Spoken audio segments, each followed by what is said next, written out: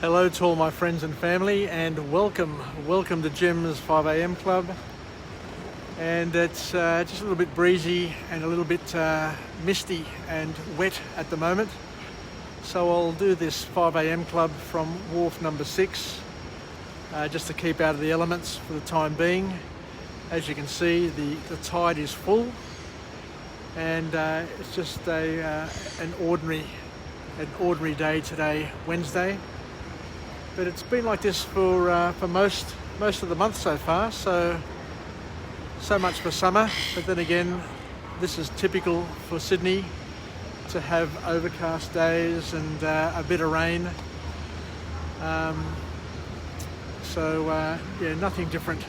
Anyway, let's kick off with today's 5 a.m. club, and I want to just take you through another book summary, just cranking through as many book summaries as we can, so that we can accumulate an inventory of wisdom and knowledge using OPE, other people's experience. And today's book is entitled The Gifts of Imperfection, and it's written by a female author, Brene Brown, who's written a couple of really good books. I remember the other book that I did in this 5 a.m. club was really interesting. I forget the title of it, but it was a really good book, and I remember gaining lots of new hacks, life hacks from her. So a brilliant writer and a lovely perspective on life. So the basis of this book here is to focus on embracing our flaws and to live an authentic life. Yeah, Brene Brown is a person who focuses on this whole concept of living an authentic life and to embrace our imperfections. And it's quite refreshing to hear somebody being open, honest about these important sort of topics. And it's even more timely and useful today with COVID-19 and the social issues that have evolved from the isolation that a lot of people have been in. And yeah, it's a good opportunity to just expand on this topic. And this book is all about providing guideposts to authenticity and to encourage people to be courageous and to live an authentic life without fear of being judged or the fear of feeling uncomfortable in front of others. And what Brene just talks about is something which is wonderful. She talks about the importance of each and every one of us cultivating a feeling of self-worth, of acceptance, and a love for ourselves. Because at the end of the day, if we don't do it, if we don't take it on board and do it for ourselves, unless you're very lucky to receive it from somebody else, either a parent, a relative, a partner, or a close friend, chances are many people will go through their entire life without that feeling, that important feeling of acceptance. And they're embracing their self-worth and their love for themselves. So Brene Brown is very big on embracing our imperfections. And I remember just doing another book summary earlier today, and the author made another very valid and important point, that we all have strengths, and people are attracted to our strengths. What makes us attractive, what makes us good looking, what makes us sexy are our strengths. And the strengths are what make people attracted to us. But by the same token, the things that people notice first about us are our strengths. But the reality of life is that we have more weaknesses than what we have strengths. And it's only when people are with us for a while that familiarity breeds contempt, and the focus shifts from our strengths, and then people start focusing more on our weaknesses. And as we've said, we've got a lot more weaknesses than what we have strengths, and with time people are able to see how we reveal our weaknesses, and then they tend to focus more on our weaknesses than our strengths, and that's where friendships start to fall apart. That's where people start to lose their attraction, their magnetism, because at the end of the day, regardless of how beautiful the harbour bridge is, regardless of how attractive the Opera House is, regardless of how glorious Sydney Harbour is, sooner or later everybody gets sick of it, everybody gets used to it, and it becomes just another piece of furniture. So the author then talks about the importance of not living to other people's rules. Because if you're living your life based on other people's rules, you're going to live in a prison, a self-imposed prison, and their rules are going to change. They're going to change in terms of their priorities. And today's favourite will be tomorrow's also ran.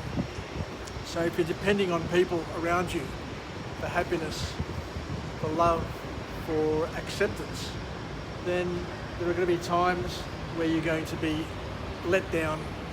You're not going to be the favourite for the day, the flavour of the month, and you just need to learn to live with it. It happens to all of us, and as we get older, then we lose that magnetism that we once had with the people around us.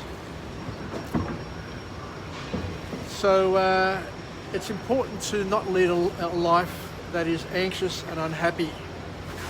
And if you're trying to please others all the time, then your life is going to be full of anxiety. It's going to be full of unhappiness, because their impact, their acceptance of us is fleeting, as we said, and their rules change, their tastes change, their energy levels change, and it's very, very hard for a person who you're depending on to be able to create the fulfillment, the external fulfillment that you yearn and you look for. And Brene talks about the importance of understanding that authenticity is a bold choice. It takes courage. It takes courage to be true to yourself. It takes courage to live honestly. And it takes courage to put away those fears that infect many of us throughout our lives. And it's an important thing. It's a big, big choice that we need to make. And we need to be honest about our hopes, and to be honest about our fears, and to take them head on. And it's also important to understand that we're not alone. Everybody has the same challenges. Everybody feels exactly like each and every one of us feel. We're not alone. And the important thing to understand is that most people suffer in silence. So don't think that any particular issue that we have, any particular problem that we face is isolated to ourselves. Everybody is in the same boat to a certain extent, and everybody has their turn to feeling challenged, lonely, and isolated. And then Brene talks about another point, which is interesting. I've never quite seen it this way, but it gives another perspective. She said that compassion is a relationship between equals and is not sympathy. So if you're compassionate, it doesn't mean that you're a person who's sympathetic. Compassion is something a little bit more powerful than sympathy.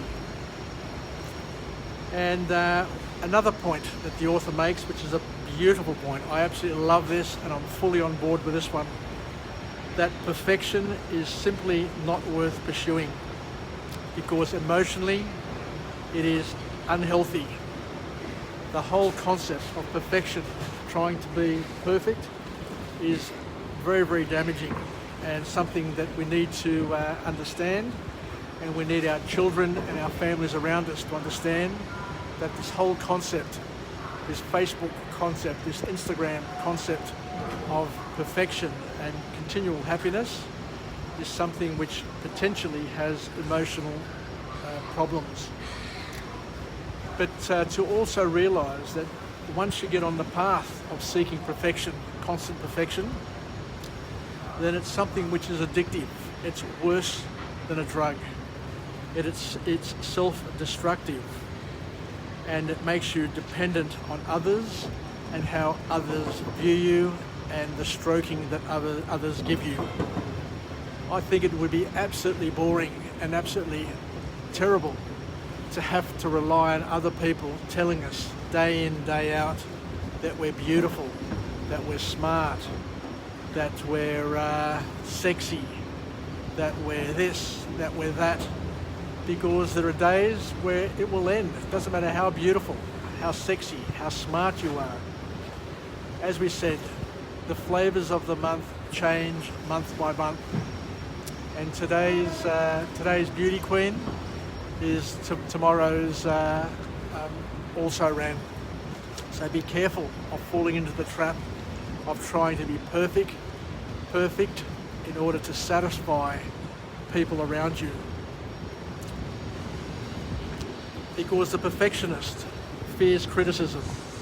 They suffer a thing called life paralysis because they're always trying to do things to receive the positive feedback and stroking and compliments from the people around it. Brene says the most important thing we can do is whatever we do in our lives is to do it, but to do it for ourselves. First and foremost, do it for yourself, because if you're dancing to the beat of somebody else's drum, you're never going to be fulfilled and you're never going to be happy. Brene then talks about the importance of cultivating perspective and to be resilient. And according to her, resilience means being able to practice hope and not to feel sorry or to feel bad, but to know that better days are coming and the best times are ahead of us. And to understand, and by putting things into perspective, that many people share the struggles that each and every one of us have. She talks about the importance of practicing gratitude and to say to yourself that I have enough, I have more than enough, I am enough. Because once you come to that realization, you are no longer the victim of other people and the tastes of other people. So be happy, as she says, with what you have, and to understand that gratitude is a mindset. And it's a practice that fosters happiness. So take on board the mindset and the practice of gratitude, and your life, according to Brene, will also improve tenfold. Like many authors, she's also big on intuition, and she says to trust your intuition. And from her perspective, intuition is the rapid fire associations that happen in our subconscious mind. They happen unconsciously, and it helps you take bold action in the face of uncertainty, because it makes you, your intuition is your guide, is your guidepost. And the more complex the problems are, the more powerful it is to tap into your intuition and to understand that your subconscious mind is extremely powerful. As Tony Buzan said in a seminar that I went to many years ago, the synapses that your brain can do, the potential that your brain has, is more powerful than the entire universe. He made a very bold statement saying that the brain is the closest thing to infinity. Your brain is the closest thing to infinity, and you need to learn how to trust it. Trust your subconscious and not be fooled by your conscious and your rational side all the time. Open up and allow yourself to go on a journey that the subconscious will lead you on, and to trust your intuition.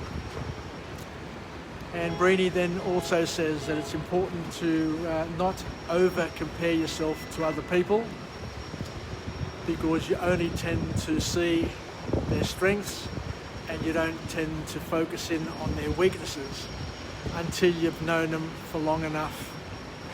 So we only compete with those who we are similar to, is that which he also says. Another powerful observation. You don't compete with people who are different to you. You tend to compete with people who are similar to you, and that in itself is an illusion. And she also raises another beautiful point, that we are all creative. Every single person is creative. The only difference is that not all people use their creativity. So that's something to think about and to just dwell on for a moment, because it's a powerful thing that everybody has the ability to be creative. We are all creative, but not all of us use and express our creativity in a powerful way. So the author then also mentions the importance of play, rest and work. We need to make time for play. We need to make time for rest, because it's all very, very important to us. We need to manage anxiety and not get rid of it, because anxiety is part of our makeup, but we need to prevent it from becoming habitual.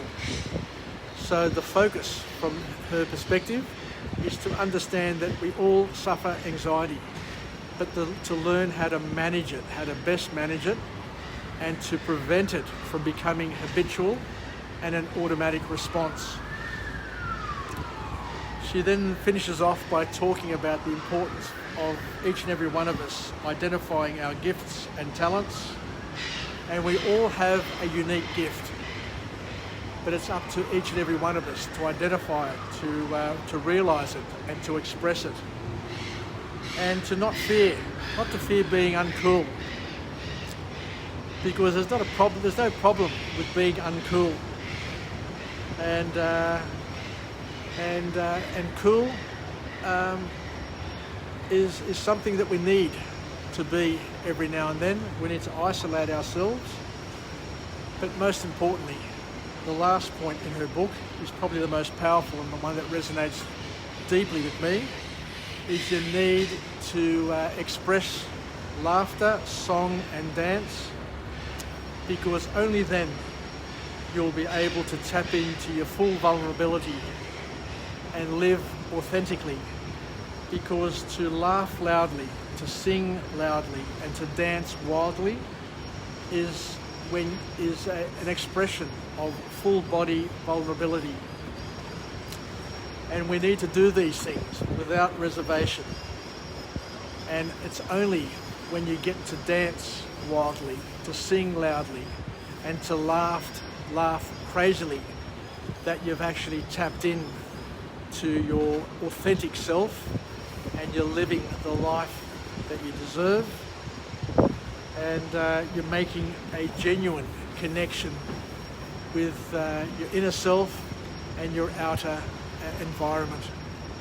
That's about it. So thank you very much for joining me on Jim's 5 a.m. Club on this misty, overcast Wednesday. I'll start heading back to work, so we'll finish off with a positive affirmation. I'm alive, I'm well, and I feel absolutely great. To my friends and family, stay connected, stay relevant, stay authentic, according to Brene Brown. to Brene Brown, that's her name, that's it. Stay authentic and tap into your vulnerability, and to express laughter, song and dance with all your heart.